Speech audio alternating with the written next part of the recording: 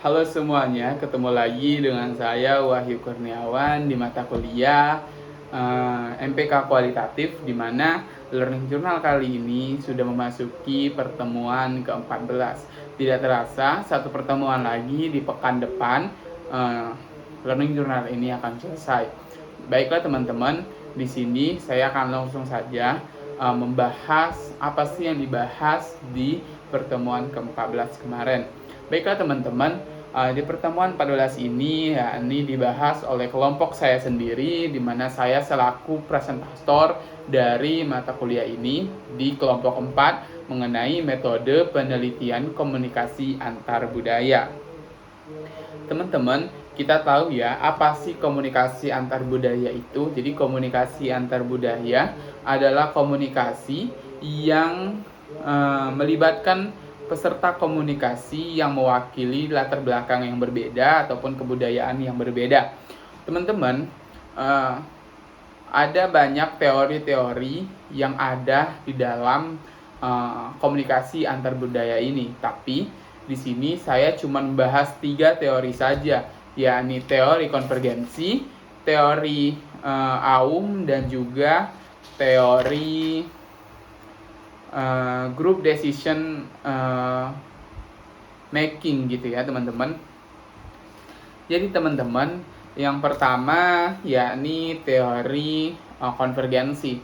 Jadi teori konvergensi ini yakni teori yang dikembangkan oleh Barnett dan Kincaid pada tahun 1983 teman-teman.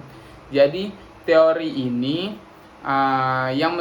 yakni menyatakan bahwa komunikasi yang berkelanjutan antara individu ataupun kelompok yang memiliki latar belakang yang berbeda itu akan cenderung mengalami konvergensi.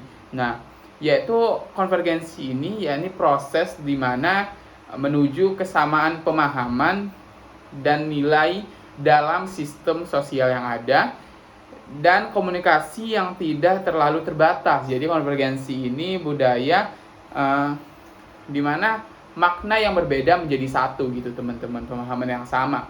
Nah, jadi misal antara individu A dan individu B yang memiliki latar belakang budaya yang berbeda, bahasa yang berbeda, tapi tinggal di satu kawasan, maka mereka memahami salah satu benda, misal ini, memahami minyak kayu putih ini dengan pemahaman awal yang berbeda-beda. Jadi bisa aja namanya bukan minyak kayu putih di individu A, dan bisa saja di individu B juga berbeda, bukan minyak kayu putih namanya. Nah, sering terjadinya proses komunikasi berkelanjutan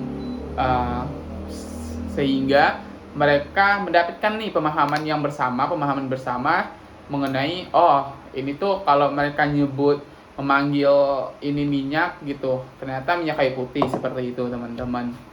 Itu adalah salah satu analogi dari konvergensi budaya, teori konvergensi ini teman-teman.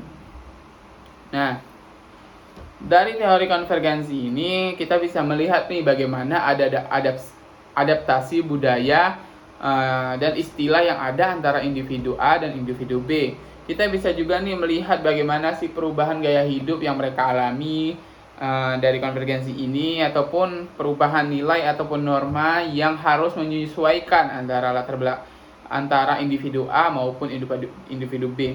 Nah, oke teman-teman, selanjutnya di sini saya akan membahas teori kedua, yakni teori Aum. Teori Aum itu apa? Yakni aneksity, uncertainty management theory, atau teori mengelola kegugupan atau ketidakpastian dari Gudikun pada tahun 95. Nah, di mana teori Aum ini individu dapat berkomunikasi secara efektif dengan orang asing melalui pengelolaan kecemasan, yakni anxiety, dan ketidakpastian atau uncertainty dalam batas yang optimal gitu teman-teman. Nah, dari teori Aum ini ada konsep utama yang harus kita perhatikan, dari kecemasannya, dari ketidakpastiannya, di mana ketidakpastian ini bisa ketidakpastian produktif maupun ketidakpastian ex monitra. dan juga ada ambang batas optimalnya serta bagaimana kesadaran atau mindfulness di dalamnya. Nah, gitu teman-teman. Selanjutnya yakni teori ketiga, di mana teori ketiga ini yakni effective group decision making theory atau teori pengambilan keputusan kelompok yang efektif oleh Oxzil pada tahun 95 juga. Nah, teori ini menyoroti bagaimana latar belakang budaya memengaruhi gaya komunikasi dan strategi pengambilan keputusan dalam bentuk kelompok. Nah, misal nih, kelompok ini memiliki orang-orang yang di dalamnya yang memiliki latar belakang yang berbeda-beda. Misal komunitas ini, komunitas Indonesia, di mana mereka di situ ada 30 orang yang memiliki latar belakang kebudayaan dan bahasa daerah yang berbeda-beda. Tinggal bagaimana nih kita mengambil keputusan satu kelompok ini supaya menjadi satu kesatuan. Misal mereka ingin mengadakan kegiatan amal ataupun kegiatan sosial, tapi di situ mereka harus menyatukan pola pikir mereka terlebih dahulu, mengambil keputusan mereka terlebih dahulu, bagaimana supaya kegiatan sosial ini berjalan dengan efektif dan efisien. Dan ini bisa kita gunakan dengan teori ini, yakni teori group decision making teori ini, teman-teman. Teman-teman, selanjutnya dari teori ini ada juga nih metode penelitian komunikasi antar budaya.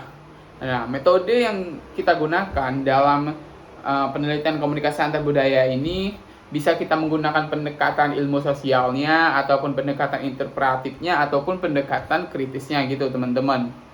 Nah, biasanya dalam melakukan pendekatan penelitian ini ada hambatan nih yang dihadapi dari komunikasi antar budaya ini, baik itu dari hambatan fisiknya, kebudayaan sendiri, persepsinya, ataupun emosinya, bahasanya, baik itu nonverbal maupun verbal gitu teman-teman. Tapi biasanya selain ada hambatan ini, biasanya ada juga nih cara untuk mengatasinya dari hambatan-hambatan ini. Bisa menggunakan social competence gitu ya teman-teman, atau flexibility, atau menggunakan mobility yang ada gitu teman-teman.